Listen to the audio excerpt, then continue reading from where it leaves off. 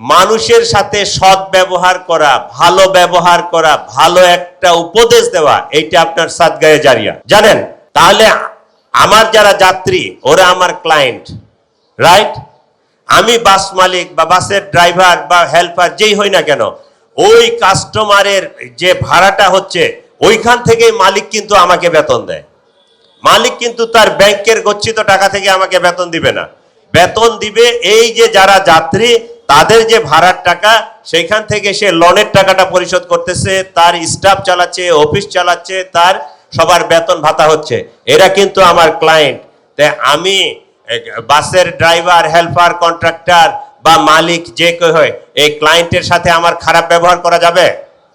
তাহলে আমরা অবশ্যই মানুষের সাথে, আর এইটা নাই হোক, এজ এ হিউম্যান বিং, মানুষ মানুষের সাথে সৎ ব্যবহার করবে, ভালো ব্যবহার করবে, ভালো আচরণ করবে, এইটাই সকলের কাছে কাম্য।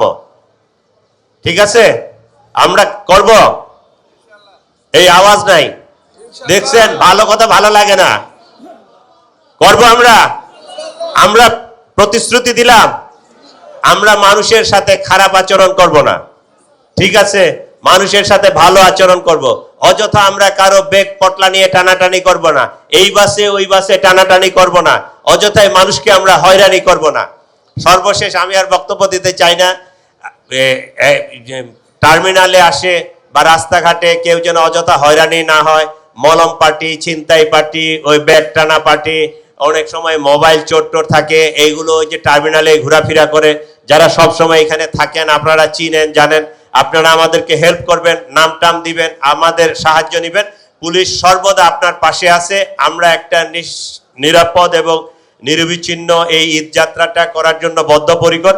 আপনারা আমাদের সাথে কাজ করবেন, আমরা আপনাদের সাথে কাজ করব। আমরা মিলেমিশে